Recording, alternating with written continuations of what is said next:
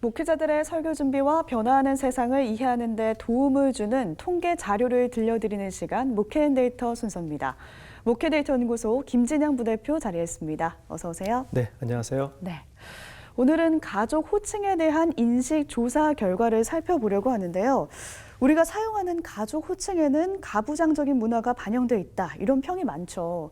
특히 어떤 호칭에 거부감을 보이는 걸로 나타났습니까? 사회적으로 약자들인 가부장적인 문화 속에서 약자들인 여성들이 84%, 남성들은 59% 이렇게 해서 여성들이 이제 그 호칭에 가부장적인 표현이 많이 들어가 있다 이렇게 응답을 하고 있는데요.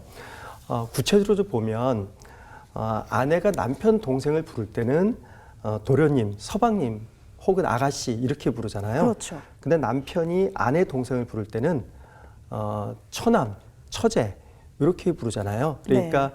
아내가 남편 형제를 부를 때는 존칭을 쓰고 님자를 붙이고 아내가 남편 동생들을 부를 때는 님자를 안 붙이는 그런 호칭이 있지 않습니까?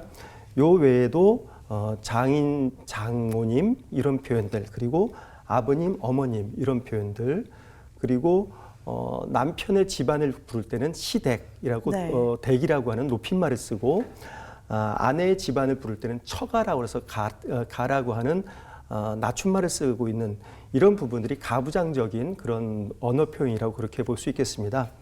이런 전통적인 가족 관계에 대해서 남성과 여성의 인식도 차이가 있을 것 같아요. 며느리는 시가와의 관계에서 약자의 위치에 있다. 이 명제에 대해서도 남성들은 36%만 동의하고 있습니다. 아내가 약자가 아니다라는 그런 인식을 보이고 있는 거죠. 그런데 여성들은 58%가 동의하고 있습니다. 여성들은 네. 여전히 시댁과의 관계에서 며느리가 약자 위치에 있다라고 이런 인식을 보이고 있어서 남녀 간의 인식의 차이를 많이 보이고 있습니다. 이런 인식의 차이뿐만 아니라요. 가정 문제와 관련해서 의사결정을 할 때도 남편과 아내의 역할이 다른 것으로 나타났다고요. 네, 되게 가부장적인 그런 사회 속에서 남성이 거의 모든 의사결정을 하고 있지 않습니까?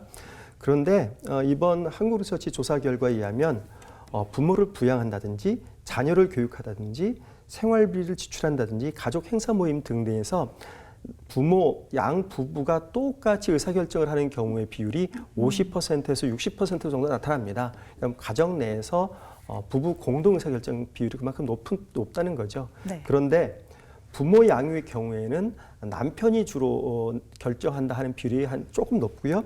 자녀 교육과 생활비 지출에서는 여성이 결정한다는 비율이 좀 더 높게 나타나고 있습니다.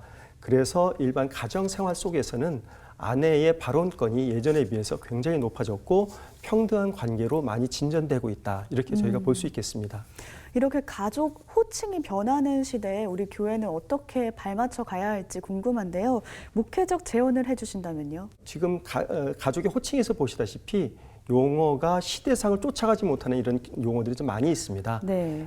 교회에서 쓰는 시차례, 노회, 멸려회, 연보, 권속 이런 말들은 여전히 좀 쓰이고 있지만 어려운데요? 그렇죠. 이제 과거에 쓰이던 그런 말들입니다. 이런 말들이 이제 현대 시대에 맞게끔 좀 더 쉬운 용어로 바꾸는 것들도 교회에서 고민해야 된다 그렇게 생각이 됩니다. 네, 용어의 변화가 필요할 것 같습니다. 네. 네, 오늘 말씀 여기까지 듣겠습니다. 지금까지 세상과 교회 흐름을 통계로 살펴봤습니다. 목회데이터 연구소 김진양 부대표 함께했습니다. 고맙습니다.